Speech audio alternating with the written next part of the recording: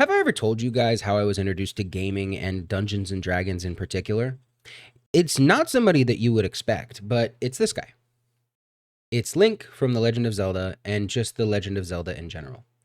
This game series made it so that my brain went wildfire with a bunch of different fantasy ideas and things that I wanted to do in my childhood, as well as just things that I did role playing in my little brain before I discovered D&D. There were times during the summer in my childhood where I turned what was a construction site of one of my neighbor's garages into a forge where I took Nerf swords, took off all the foam and wrapped them in duct tape so that I could make my own master sword, etc., etc. I had a lot of different ideas and creativity flowing in this noggin before I ever came to D&D, and Legend of Zelda was the thing that opened that up for me.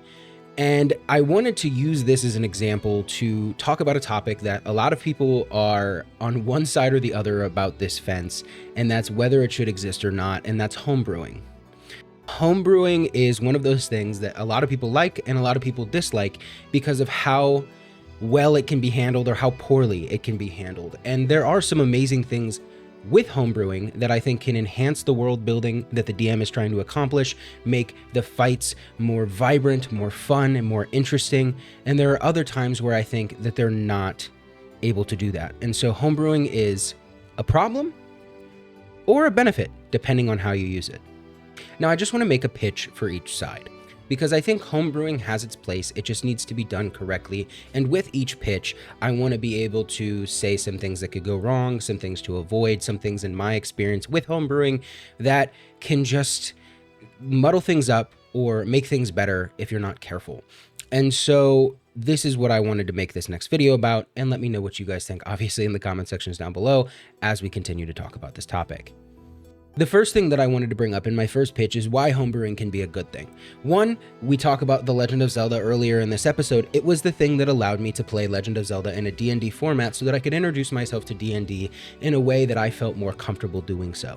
There are a lot of things about the game of D&D and other tabletop RPGs that are complicated and convoluted and hard to learn off the first bat. And there are other ways that you can use to explain these, and Legend of Zelda was a perfect way for my first ever DM to kind of explain the concepts to me so that I was more comfortable getting into an environment playing D&D with a lot of other people. It's a way to bring more people in and a way to expand outside of just the source books that Wizards of the Coast and other companies create so that you can have a more tailored experience for your table. And I think those are extremely important things to remember when homebrewing something for your campaign.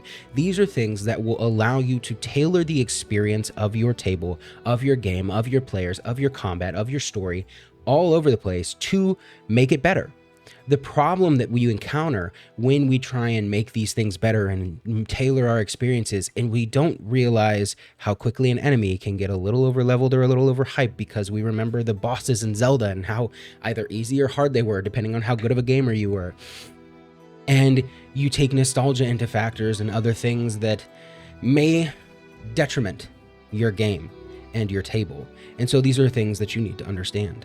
The big thing that I think a lot of people talk about with homebrewing is how inauthentic it is to the rules in the scheme of the tabletop RPG that you're playing, D&D in particular.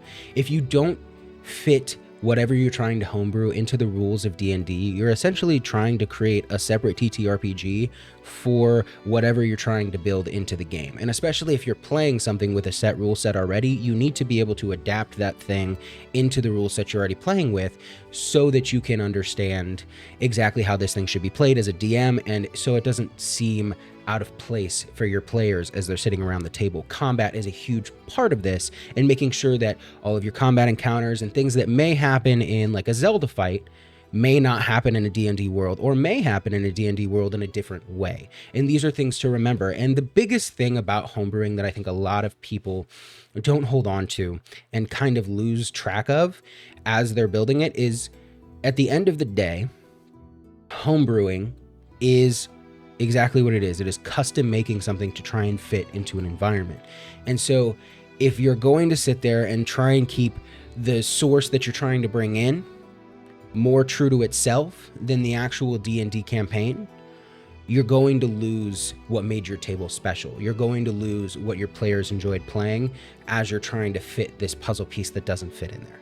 And so it's extremely important to understand that when you are homebrewing something, or when you're developing an entire homebrew campaign or dungeon or combat initiative, whatever, you need to understand that it needs to fit your table and your story first and foremost, so that it can be played well within the system that you're playing. If you can't build something well within the system that you're playing, it should not be a part of your campaign. There are plenty of ways and resources and things that you can use out there to do these things. Don't get me wrong, I'm not saying that it's impossible. I'm just saying that there are definitely ways that it can be gone astray if not properly tailored to your experience and not properly managed by the DM and by the players. And so I think these are extremely important things to talk about homebrewing. I love homebrewing. I'm running an entire Legend of Zelda Twilight Princess campaign with a bunch of my friends from back home virtually on a virtual tabletop. It's the first time I've ever used a virtual tabletop, and it's going great. I think we're having a lot of fun. I think we're able to adapt a lot of D&D into the Zelda world, and it's honestly pretty easy. The Zelda D&D world is pretty well thought out. There are plenty of resources that I'll link down below in case any of you are curious, but there are a bunch of different games and a bunch of different tabletop RPGs that have come about because of how popular D&D has become and how popular homebrewing has become. Just be careful in your campaigns to make sure that it fits what you want to do. I think overall though, homebrewing is a fantastic idea. Let me know about some homebrew creations that you guys have created in the comment section down below. I don't remember if you can do links in comments, but I would love to see some characters that you've made on D&D Beyond or any other sites so that we can see all of the different little characters that we've made to enhance our experiences. Thank you guys so much for watching this video. Like and subscribe if you haven't already, and I will see you in the next one. Okay, bye.